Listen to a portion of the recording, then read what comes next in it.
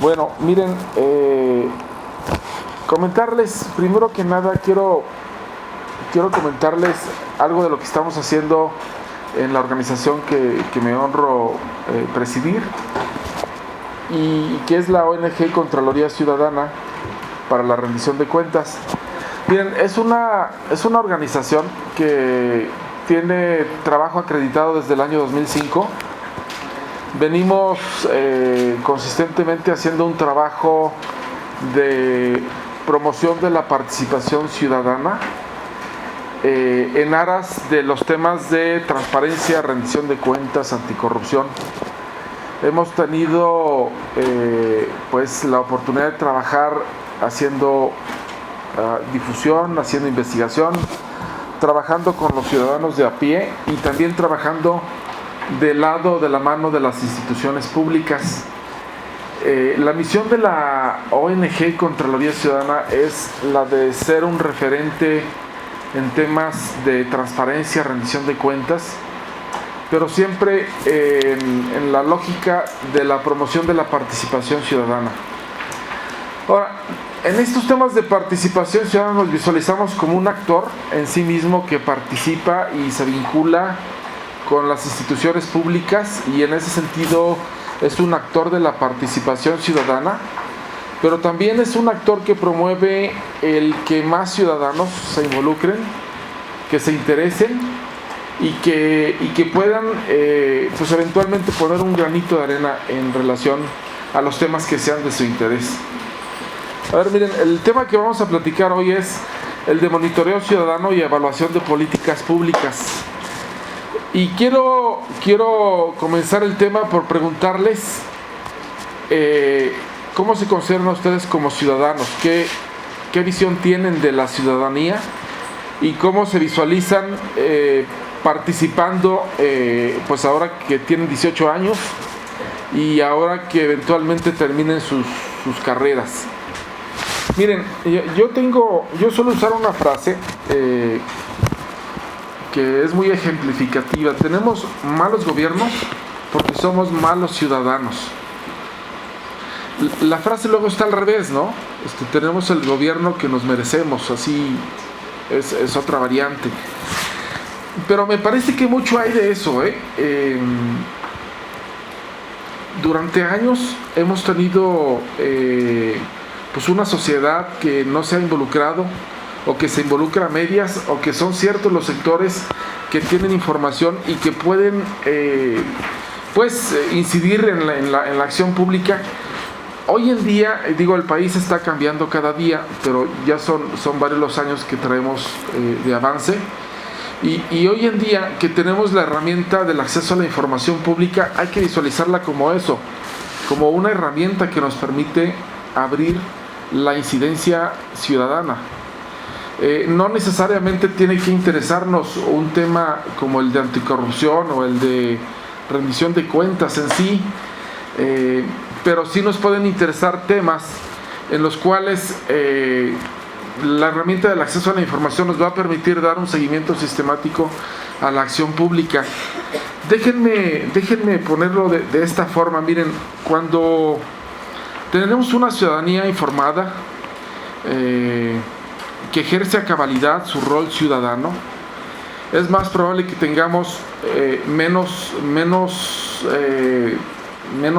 temas de corrupción, que tengamos menos deficiencias en el funcionamiento de las instituciones públicas, y que tengamos instituciones que efectivamente funcionen y que proporcionen satisfacción a la demanda ciudadana.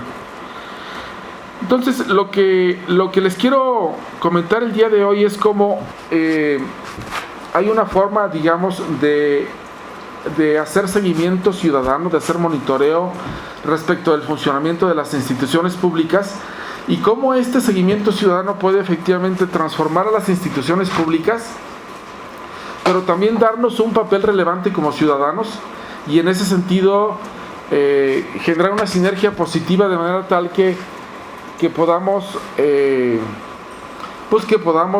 generar un esquema ahí de retroalimentación en favor de la rendición de cuentas. Yo no sé si visualizan cómo está el asunto de la rendición de cuentas, pero uno de los presupuestos básicos es que los ciudadanos tengamos acceso a información pública, que los entes públicos proporcionen información sobre su actuar, sobre cómo proceden, sobre los programas, sobre cómo gastan, sobre cómo cumplen sus obligaciones de ley. Y luego entonces eso presupone pues un acceso a la información, desde luego. Presupone una ciudadanía informada que por el otro lado va a estar exigiendo que el gobierno sí otorgue esa información, y que a raíz de procesar y de asimilar los contenidos de esa información puede efectivamente exigirle al gobierno que cumpla con su trabajo de mejor forma cada día. Y desde luego siempre está la posibilidad de la sanción, ¿verdad? La sanción en esta lógica de rendición de cuentas de instituciones públicas hacia la ciudadanía. Hay la posibilidad de sancionar a los servidores públicos de manera tal que no votemos por ellos en la siguiente elección. En fin, ahí donde hay consulta popular, pues poder emitir una opinión de castigo, ¿verdad?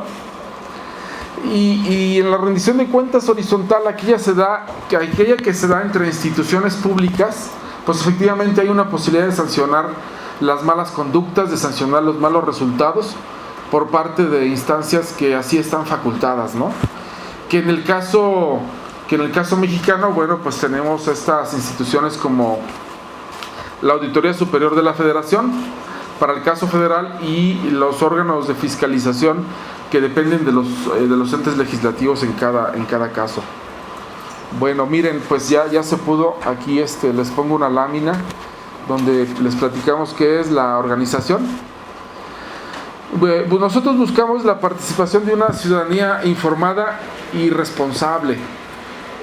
A nosotros nos ha funcionado el hecho de acceder a la información antes de vincularnos en términos de un reclamo, de una confrontación o de una demanda con las instituciones públicas. Me parece que es básico que podamos, como ciudadanos, estudiar los asuntos, estudiar los temas que son de nuestro interés, para después vincularnos con las instituciones y tener mejores resultados de nuestro actuar. A ver, monitoreo ciudadano, ¿para qué? Evaluación ciudadana, ¿para qué? ¿Para qué sirve? A ver, y ahí voy a hacer uso de otra expresión también que me parece muy útil. Miren, no se puede mejorar lo que no se evalúa, lo que no se mide.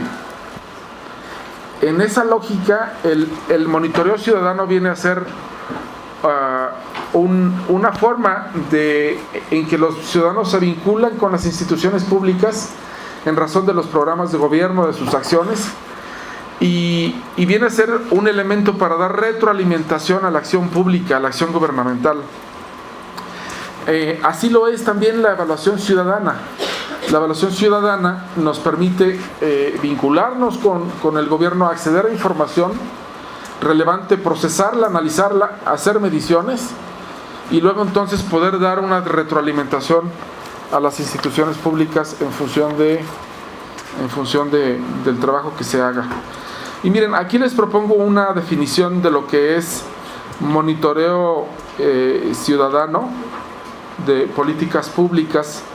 Es un ejercicio sistematizado de seguimiento a un programa, a un servicio, a un trámite en el gobierno, con un propósito de incidencia.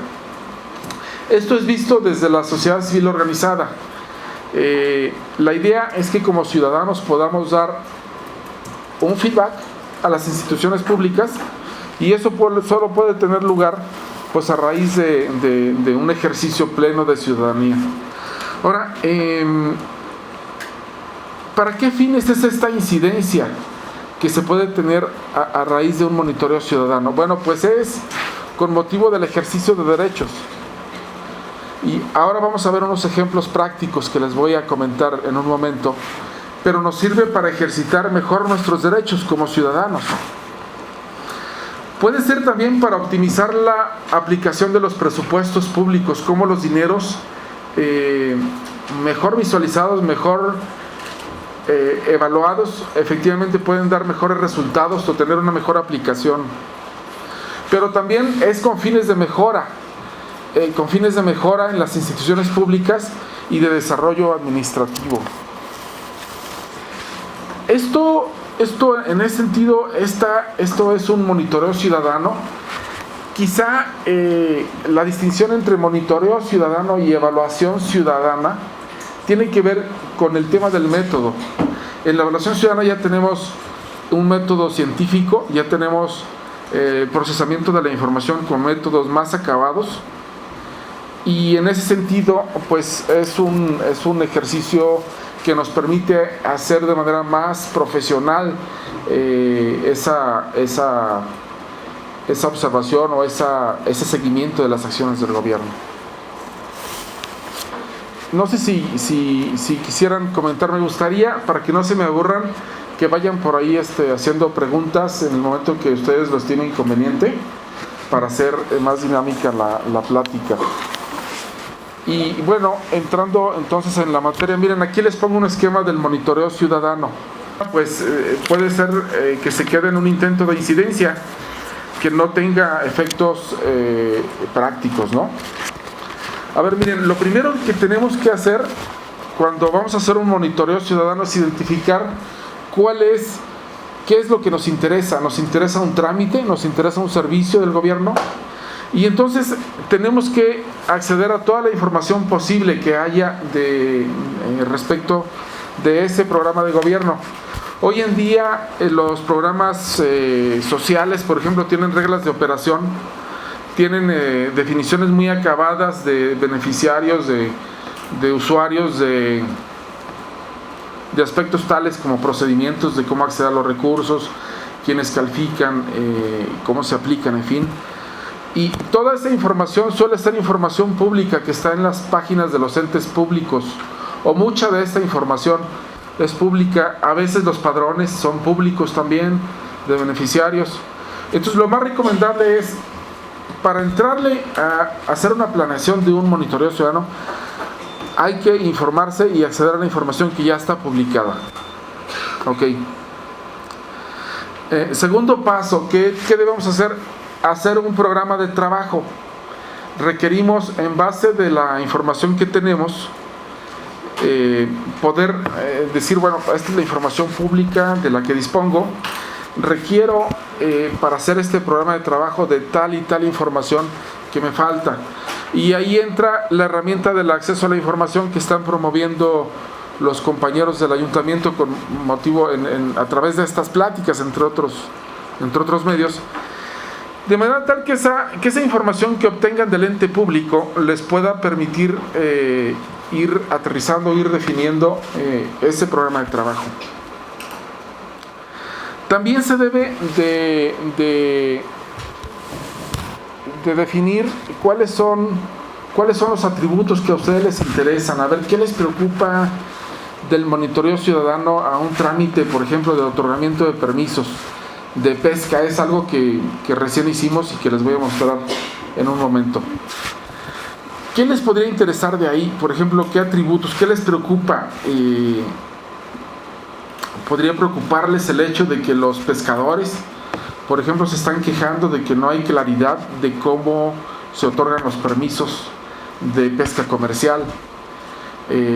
U otra demanda que está ahí en el ambiente y que ven en el grupo de stakeholders interesados en el tema, es que les piden dinero en las ventanillas públicas, ¿no?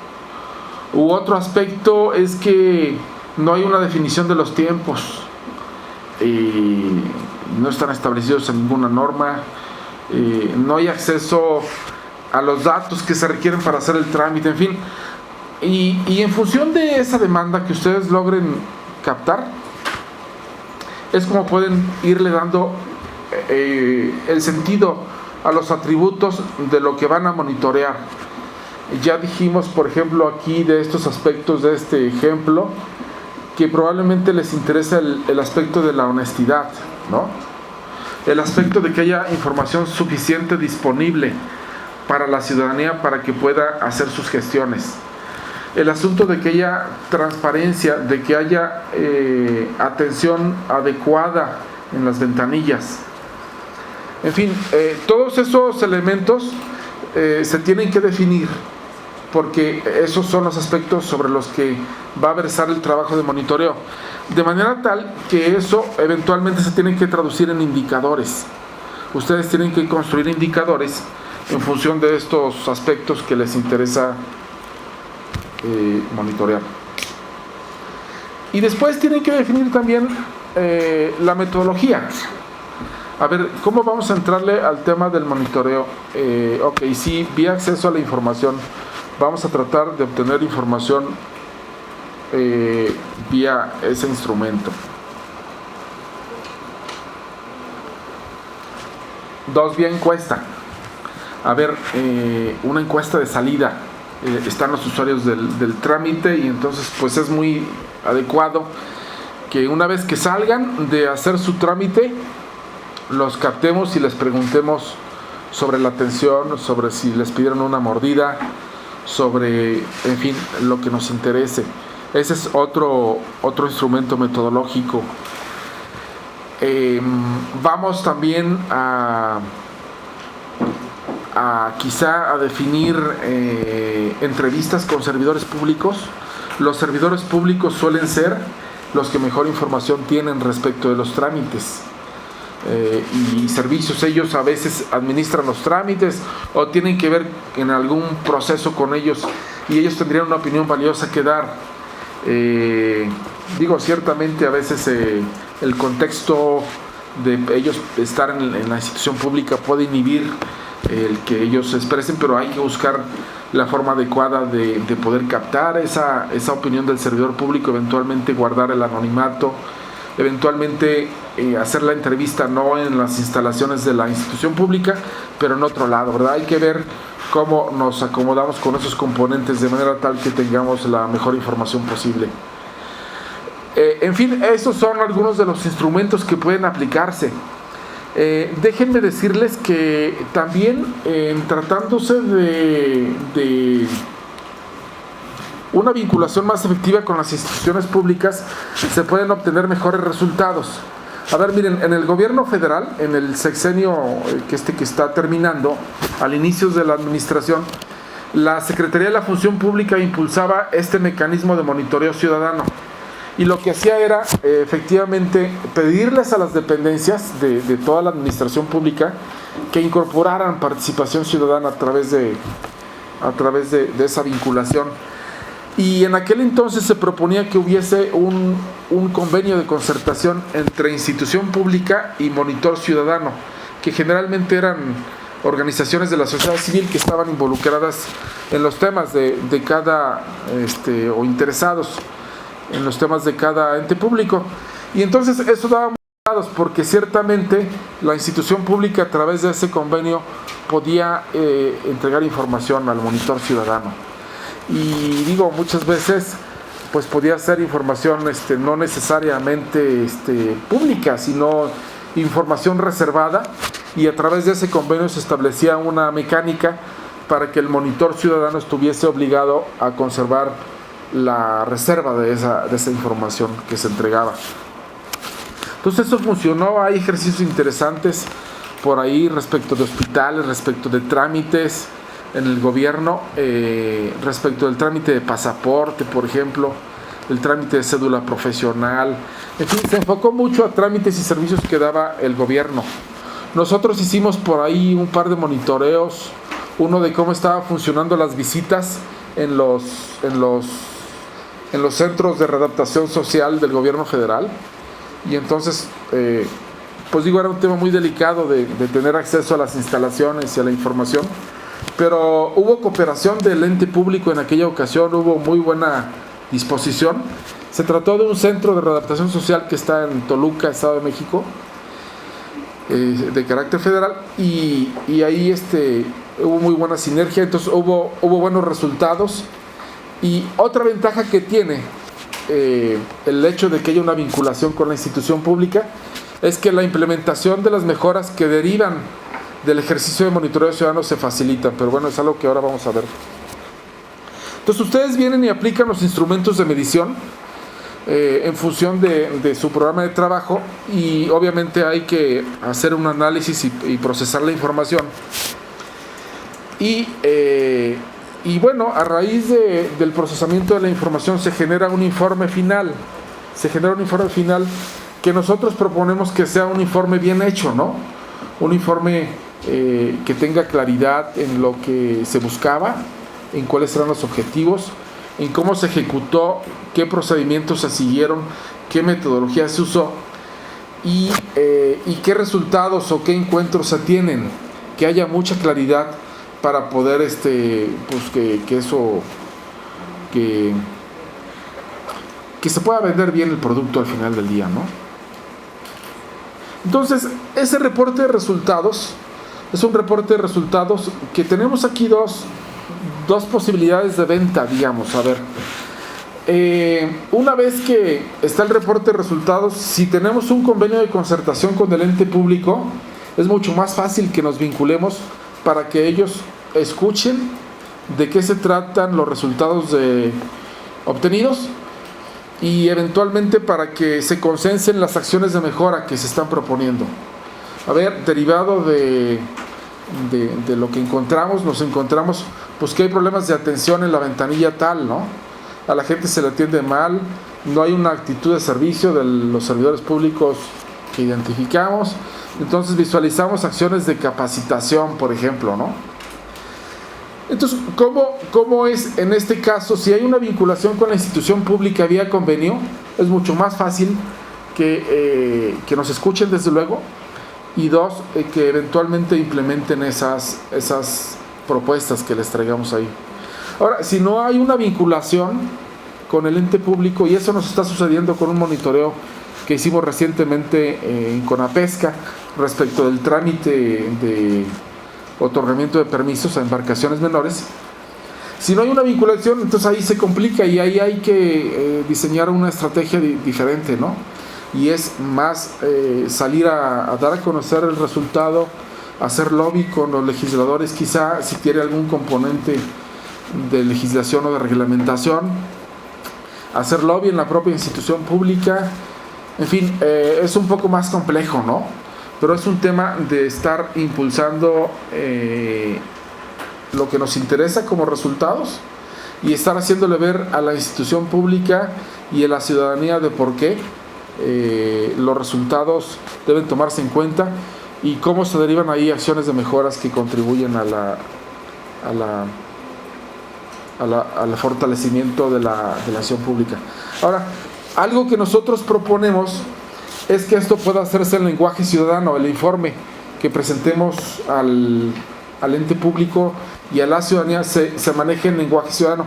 ¿Qué quiere decir esto? Bueno, nos parece que mucha de la literatura que está en las páginas de internet del gobierno, reglas de operación, en fin, tiene cierto lenguaje técnico que hace que sea compleja su lectura para el ciudadano promedio, ¿no?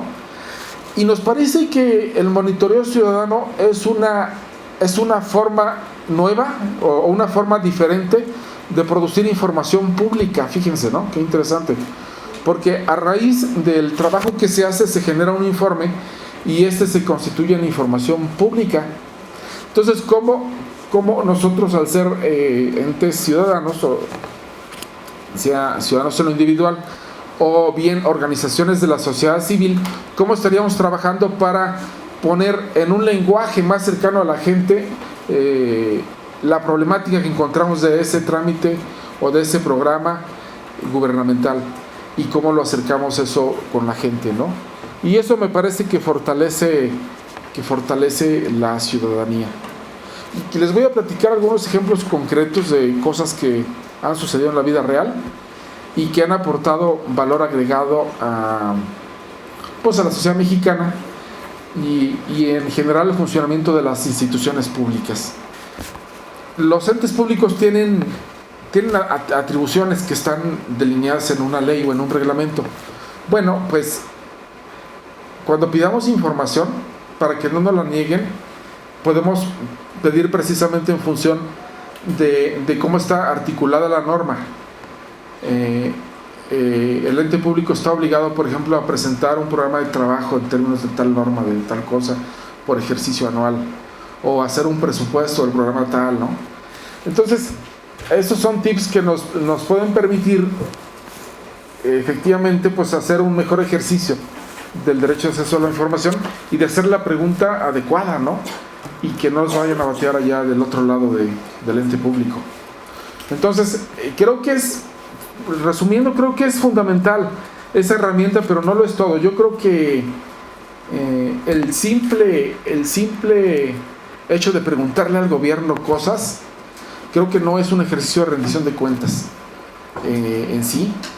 Ayuda, desde luego ayuda a los entes públicos a vincularse en ese sentido con los ciudadanos, pero creo que una rendición de cuentas más adecuada comienza por ahí, por empezar a informarnos, por empezar a acceder a esa información, para a raíz de procesos que le pongamos nosotros y que es análisis, estudio, a llegarse de literatura al respecto, es como nos puede permitir vincularnos de nueva cuenta con el ente público en una relación de pedir rendición de cuentas, de pedir, oye, infórmame, te pido esto, ¿no?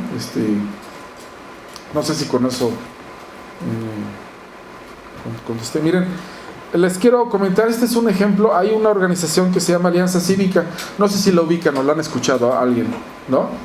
Tuvo un papel muy relevante allá en los temas electorales en los años 90, en los años 80, 90, y su agenda era muy vinculada pues a la democracia participativa. Bueno, por ahí de 1994 Alianza Cívica lanza un programa que le llamó Adopte un Funcionario y que tenía pues el propósito de darle seguimiento a lo que hacía un servidor público del nuevo gobierno. Estaban pensando ellos en los secretarios y en el presidente de la República. Y en el marco de ese seguimiento, ellos se vinculan con la presidencia de la República a través de un escrito en ejercicio del derecho de petición y le preguntan sobre presupuestos de la presidencia de la República, sobre ingresos de la presidencia, sobre la partida secreta, que era una partida que estaba prevista en los presupuestos de egresos de la Federación. Cada año estaba una partida con montos importantes de dinero. Y era una partida no sujeta a reglas de operación, no había, como hoy en día los programas tienen reglas de operación, la mayoría de ellos, o todos yo diría, y en aquel entonces no, pues era una aplicación de esos recursos a discreción. Alianza Cívica le preocupa cómo se ejercen los presupuestos. Ya de una manera pues rudimentaria, digamos, hace esta solicitud. Recuerden que en aquel entonces no estaban estos instrumentos del acceso a la información pública. Hoy en día está en la Constitución, previamente estuvo articulado ahí en ley, pero estamos hablando del 94, entonces no había tal. ¿Qué sucede aquí? Resulta que pues no contestan esta solicitud de información, y lo que hace Alianza Cívica es acudir con un juez y decir: juez, oye, me están violando mi garantía que me consagra el artículo 8 del derecho de petición. Y entonces el juez pues vincula a la presidencia de la República a que debe contestar, y la presidencia le contesta algo ahí, pues cualquier cosa, digo, no era ni tan relevante, porque sabían que el juez no podía decirle: oye, contéstale lo que te pregunta, o contéstale, no había reglas en ese sentido, bastaba con contestar: oye, en relación a tu escrito tal, ahí te va. En fin, fue cualquier cosa. El caso es que a partir de ahí se dio un seguimiento constante a el ejercicio de los recursos de la partida secreta, una acción de lobby en medios. Miren, el resultado es en 1995 la partida secreta tenía estos montos en millones de pesos, y vemos cómo se va reduciendo el ejercicio de los montos asignados, y para 1999 ya no existe la partida secreta. Entonces, ¿cómo aquí, a raíz de que una organización de la sociedad civil se interesa, pone el dedo en la llaga y dice: oigan, la partida secreta es un punto rojo de atención? Y cómo a raíz de ahí generan opinión en medios de comunicación y al final del día aún sin instrumentos, porque en aquel entonces no había los instrumentos que hoy en día tenemos, desde luego, ni una apertura de los gobiernos, ni una conciencia ciudadana al respecto, pero tenemos que ya no hay partida secreta para 1999, es decir, para finales de ese sexenio, no estamos hablando de la transición del 2000, sino de manera previa. Miren, hay otra organización de la sociedad civil que se llama Sonora Ciudadana. Ellos trabajan pues en el estado de Sonora y como a raíz de que un ciudadano se acerca, un ciudadano que se llama Abel Montenegro se acerca con ellos, y el ciudadano Abel Montenegro era servidor público en el gobierno del estado de Sonora, y entonces como consecuencia él era derechohabiente de los servicios de salud del ISSSTESON, que es un ente público equivalente al ISSSTE federal, pero de nivel local. Y el caso es que le negaban el acceso a la salud, a atenderlo, porque alegaban preexistencia el ISSSTESON. Y bueno, resulta que el asunto lo toma Sonora Ciudadana, lo analizan, lo estudian, accesan a información pública, hacen un ejercicio de monitoreo y el resultado es que logran que le den servicio al señor Montenegro y que le den servicio a todo mundo. Esta cuestión de la preexistencia fue una idea genial, quizá de algún servidor público de ese ente público que funcionó por varios años y ahí se quedó, pero que efectivamente era violatorio de garantías individuales que consagraban tratados internacionales. Entonces, vía esa vía de no discriminación es como se llega a ventilar el asunto y a exponer de manera pública, y la exposición pública logra que el ISSSTESON proceda de esa forma, ¿no? Aquí hay una gráfica que me hizo Héctor, pero que no se las voy a poner porque no sabría cómo explicárselas, no traigo toda la información, pero comentarles, el asunto ha sido tan exitoso que le llamaron a este programa la rebelión de los enfermos, y lo mismo lo han estado trabajando en el estado de Sinaloa que en Nuevo León. Entonces ahí hay un ejercicio de cómo hay incidencia. Miren, este es un cartel de la campaña publicitaria que lanza, y este es del 2005, 2006, es muy reciente. Nómina saludable. A ver, hay un fondo de recursos que está en una partida federal que se destina a la salud y que se comparte con las entidades federativas. A Sonora Ciudadana, y porque así fue la demanda de ciudadanos que se acercaron con ellos, que también, por cierto, eran servidores públicos del sector salud. Los servidores públicos del sector salud se acercan con Sonora Ciudadana y les dicen: oye, es que se están aplicando mal los recursos de este fondo federal. Y entonces Sonora Ciudadana empieza a acceder a información, empieza a hacer un monitoreo, empieza a ventilar esto públicamente, y logran una incidencia para la correcta aplicación en términos de solamente el rubro de homologación salarial, no es la aplicación del todo del fondo, pero es el componente de homologación salarial que traía ese fondo. Y bueno, aquí se ve en esta gráfica cómo se lograron aplicar estos dineros año con año. A ver, miren, hace poco la Auditoría Superior de la Federación, revisando la aplicación de los recursos en 2010, revisaba una de las partidas presupuestales que tiene que ver con la aplicación de recursos en el mismo Congreso, los dineros que se dan a las fracciones parlamentarias. Y ¿saben qué? Una norma parlamentaria dice que el ejercicio de esos recursos se justifica con el recibo que otorgue la fracción parlamentaria, y eso es suficiente. Y vaya, por ese diseño de norma y por ese diseño institucional, la Auditoría Superior de la Federación no puede ir más allá. Si la norma dice que así se acredita y así se justifica, pues hasta ahí llega, y luego entonces no se entera esta institución pública cómo se aplican los recursos y no nos enteramos nadie. Obviamente ese es un diseño inadecuado para estas partidas, ¿no? Y digo,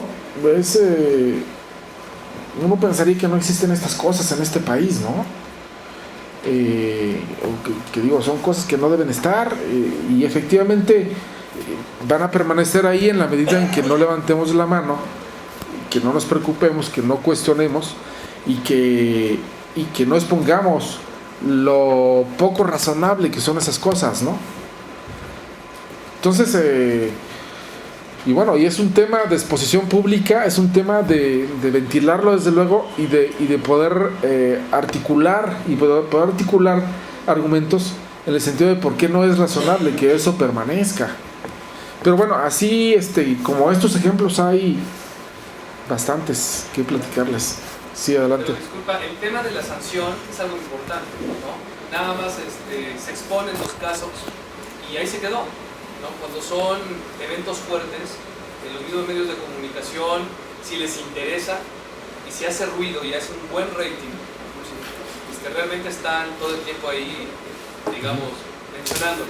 Pero llega un momento en que ya no, y ese monitoreo ciudadano, y se puede hacer todo este monitoreo, y al fin y al cabo, ¿qué pasa con estas sanciones? ¿Qué pasa con estos castigos?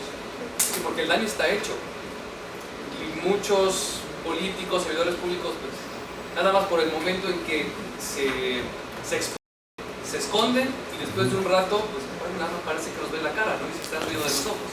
La verdad es que es lamentable mucho de lo que sucede allá afuera con este asunto. Vemos cómo hay pues escándalos que no han tenido sanción. El caso del tema de Pemex, del sindicato, recuerdan, ¿no? Es un tema de hace ya casi 10 años. Y bueno, la verdad es que pues la libraron bien, y fue un tema de diseño de normas. A ver, digo, los abogados aquí lo saben bien, cómo las autoridades solo pueden hacer aquello que la norma les mandata, y entonces en ausencia de norma pues ahí se genera un vacío legal. Y por ejemplo, hablando de las autoridades que fiscalizan, en este caso yo mencionaba la Auditoría Superior de la Federación. En el caso del Pemex Gate, la Secretaría de la Función Pública es quien traía el asunto. Entonces, ¿cómo de ahí lo que advertimos es que tenemos malos diseños institucionales? No puede ser que eso haya ocurrido y que siga ocurriendo, que no se modifique la ley para facultar a quien haya que facultar, o para prever el tipo penal, o prever la falta administrativa como una falta sancionable, ¿verdad? Y bueno, pues digo, no tengo todas las respuestas, pero me parece que es muy lamentable que esto ya ocurra. Ahora, ¿qué pasa con la exposición pública de los asuntos? Es más probable que si exponemos y ventilamos públicamente lo que está mal y lo que debe o puede corregirse, y damos alternativas, es más probable que haya un resultado, que haya una incidencia, a que simplemente si no lo visualizamos y no lo exponemos, pues suceda algo, ¿no? A ver, ¿por qué los servidores públicos deben tener los salarios que tienen? Ese es el tema. Y bueno, pues es un tema de debate. A ver, yo te voy a comentar que yo creo que, mira, nos ha pasado con el tema de las policías, ¿no? De cómo, pues, durante años hemos tenido a gente que les falta capacitación, les falta actitud de servicio, les faltan ganas de trabajar, y que pues cayeron ahí porque ya no había otra chamba que agarrar, ¿no? Y bueno, y les pagan mal, y también eso es un elemento que no permite captar talento.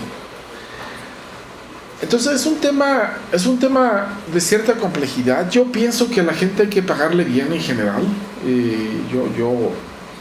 Ese es mi punto de vista. A la gente de a pie, desde luego, los que hacen las tareas más sencillas, pero también a los servidores públicos para que funcionen bien. Pero sin embargo es un tema que está sobre la mesa. O sea, digo, ¿qué es razonable pagarle a qué servidor público? Y ahí está otro de los temas. Fíjense cómo recientemente hay una reforma constitucional para el tema de salarios y de ahí se deriva una ley. Pero cómo fue un tema a debate durante muchísimos años, en donde teníamos alcaldes que ganaban 400,000 pesos, pero alcaldes de municipios sin gran complejidad, no urbes como esta o como la Ciudad de México. Y entonces, y era pues precisamente porque había un vacío legal ahí, y también había falta pues de opinión, de comunicadores, de organizaciones de la sociedad civil que se pronunciasen en términos de si eso estaba bien o estaba mal. Entonces yo creo que la virtud aquí de la herramienta del acceso a la información pues es precisamente que podemos darnos cuenta de esto y poder traer los temas a debate, y ya veremos cuál es el resultado. Yo no tendría la respuesta para decir pues que ganen más o menos, pero lo importante es que está ahí, ¿no? Y que podemos discutir el tema y hacer consideraciones al respecto, ¿no? Tenemos muchas lagunas legales en reglas de operación, de programas. Tenemos muchas, estas partes que decíamos que no son razonables de cómo se justifica el empleo de los recursos en el legislativo con las bancadas. Entonces, me parece que hay que reglamentar, hay que revisar procesos, hay que revisar y atacar esas lagunas, porque efectivamente son áreas de oportunidad para hacer trampa, ¿no? Entonces yo creo que más que le paguemos mal o bien a los servidores públicos, siempre es más bien un tema de cómo hay los incentivos para hacer trampa en algún momento dado, ¿no? Eso es lo que yo visualizo, ¿no?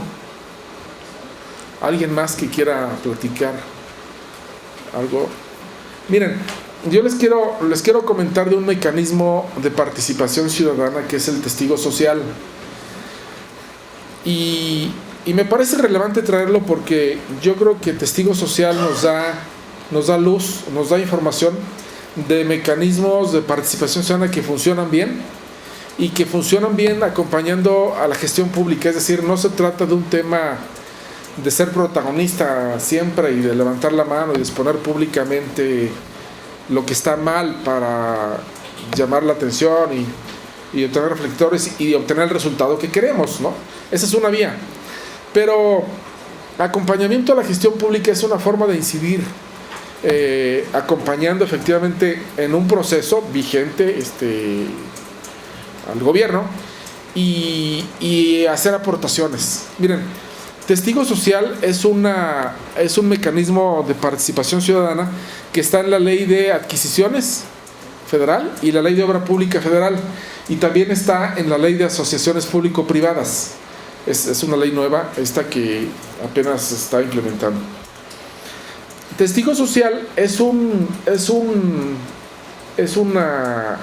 persona física o una persona moral, una OSC, que tiene un registro en la Secretaría de la Función Pública. Bueno, habrá que ver dónde queda ese registro, porque la van a desaparecer a esa secretaría aparentemente. Y que lo que hace es participar en las contrataciones relevantes del gobierno. Dice la Ley de Adquisiciones que debe haber testigo social ahí donde la contratación supere los 280 millones. En el texto de la ley está expresado en salarios mínimos. Y en obra pública es lo doble. Entonces se supone que por monto esas contrataciones son relevantes y puede pues haber trampa o puede haber alguna cosa ahí que no se haga bien, y entonces la ley lo que ordena es que participe un testigo social. Un testigo social es designado por la función pública de su padrón, de su registro que tiene, y lo que hace es estar acompañando al ente público todo el tiempo mientras se hace la contratación. en la parte, digamos, de la planeación, en la parte última de la planeación, que es previo a que se publique la convocatoria, se analiza la preconvocatoria, el testigo social viene y accede a esa información reservada, confidencial, tiene la obligación de preservar ese carácter de la información y puede hacer recomendaciones, puede hacer aportaciones, puede hacer señalamientos al ente público a fin de que las bases puedan mejorarse. El mandato que le da la ley al testigo social es básicamente para que participe cuidando la legalidad, cuidando la imparcialidad y la transparencia del procedimiento de contratación en el que esté participando. Y bueno, nos parece relevante porque el testigo social participa desde que hay preconvocatoria hasta que hay firma del contrato, pasando obviamente por las etapas de las aclaraciones a las bases y por la etapa de la evaluación de propuestas, el fallo, en fin. Y en todas esas etapas el testigo social tiene participación. A veces es un mirón en los eventos, es un mirón con voz. Y en otras ocasiones, en otras etapas, el testigo social puede acceder a la información del expediente, toda la que requiera, la que necesite, hacer sus análisis, hacer sus corridas para verificar que la evaluación se hizo bien, que el fallo es correcto, que está bien, que efectivamente las bases no limitaban la participación o no estaban dirigidas para que ganara el amigo de alguien. Y en fin, todo eso me parece que es relevante porque si bien no está demostrado, me parece que hay una incidencia para inhibir corrupción. Fíjese cómo aquí el tema no es castigar, es prevenir que haya un ilícito, ¿no? O que algo se haga mal, o que se favorezca a alguien en demérito de la imparcialidad que debe tener un procedimiento de contratación. Entonces me parece que es un mecanismo interesante, es un mecanismo de carácter cogestivo, ¿no? Vas trabajando al lado de la institución pública y si bien no hay resultados protagónicos de que puedas anunciar, oye, es que encontré una fechoría, o no, porque no encuentras fechorías, lo que haces es ir previniendo que no encuentres problemas, ir previniendo que todos puedan participar, que haya igualdad de oportunidades y que las evaluaciones se hagan bien, se hagan conforme a norma, ¿no? Entonces es un mecanismo que me parece que puede adoptarse en otros procesos. Ahí en el tema de concesiones me parece que tendría lógica que se implemente y no sé, en servicio civil de carrera. Por ejemplo, hemos visto una perversión del servicio civil de carrera, no sé cómo funciona acá en Puebla, pero el que prevé la legislación federal funciona muy mal, quiero decir. Entonces, este tipo de mecanismos institucionalizados, si bien no dan, digamos, una nota de que se encuentre un pez gordo, pero precisamente acompaña la gestión pública previniendo ilícitos, ¿no? Y actos de corrupción. Y bueno, yo sé que la vida implica que estemos ocupados en otras cosas, ¿no? El estudiante estudiar y el que trabaja pues atender su oficina o su espacio, y porque hay que llevar dinero a la casa, ¿no? Para la satisfacción de necesidades. Pero me parece que concomitante a eso hay que hacer un esfuerzo por involucrarse, por ser un ciudadano informado, sí, primero, y en la medida en que se pueda, pues actuante. Ahí está el derecho de asociación que nos permite que nos constituyamos como organizaciones de la sociedad civil, ahí con quienes compartamos los intereses, y pues hay tantas cosas que hacer por mejorar este país, ¿no? Pues yo espero que lo que platicamos aquí les pueda ser útil en su entorno diario y que en algún momento se animen a participar en una OSC o en un ejercicio de derechos, ¿no? Hay todo un reto aquí, ¿no? Si nosotros que somos ciudadanos informados, de repente pues esto nos da flojera, ¿no? Pues somos los universitarios y demás, Pero salimos de aquí, la verdad es que tenemos cosas que hacer, hay que ir a hacer la tarea y hay que ir a presentar el ensayo. Y viene el examen, entonces hay que meterse a estudiar. Y así toda la gente anda pues en lo suyo, ¿no? Y ocupados.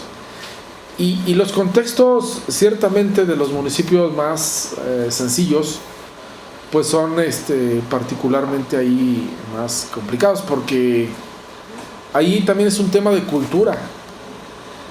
Bueno, también lo es acá quizá, pero lo que quiero decir es que me parece que hay una visión pues todavía patrimonialista respecto del tema de la información, y en ese sentido en algunas jurisdicciones pues los servidores públicos estarían viendo como que pues la información la tienen ellos y no es necesariamente con esta visión de compartir, aunque saben que hay ley y demás. Pero volvemos a lo que decíamos, cuando el ciudadano común quiere acceder y no diseña bien lo que necesita saber y no diseña bien entonces su pregunta, su solicitud de acceso a la información, pues lo más probable es que ese mal diseño va a tener malos resultados, ¿verdad? Y bueno, pues esas son las posibilidades que tienen los servidores públicos para acentuar esa cultura patrimonialista de que son los detentadores de la información. Me parece que el tema de fortalecer las capacidades ciudadanas pues es una agenda pendiente, no solamente en las urbes como esta gran ciudad, sino pues en aquellas localidades más sencillas de las que hablamos. Es sobre todo un reto, ¿no? Y miren, no hay así como, pues digo, la mejor escuela para la ciudadanía pues es ir a la escuela, ¿verdad? Desde luego, me parece, es ir a la universidad, involucrarse, empezar a entenderle, leer, informarse, leer el periódico, aunque el presidente Fox decía que no, ¿verdad? No hay que preocuparse, y demás, leyendo los periódicos. Pero yo creo que eso es. Y a ver, nosotros traemos por ahí un diagnóstico de que visualizamos que hace falta una escuela de ciudadanía, pero esa escuela de ciudadanía, bueno, pues la tenemos que construir desde nuestro entorno familiar. Los políticos pueden acceder a capacitación en sus escuelas de cuadros, sí saben, ¿no? Cada partido político tiene sus escuelas de cuadros y van ahí y se capacitan para ejercer dentro de los partidos políticos. Y los ciudadanos, pues digo, es un poquito más rudimentario. Nosotros traemos un proyecto ahí de hacer una escuela de ciudadanía con un formato flexible para que les sirva a aquellos que solo saben escribir y también a aquellos que van o que tienen estudios universitarios. Es un proyecto, no lo hemos logrado aterrizar, pero creo que tendría mucho sentido, sobre todo en las comunidades más sencillas, ¿no? Espero que eso ayude a dilucidar. ¿Algo más que quieran referir? Bueno, pues de mi parte es cuanto. Yo les invito a que potencien su capacidad ciudadana y que ejerzan. Y yo creo que en esa medida vamos a hacer un mejor país. Que tengan buena tarde y gracias.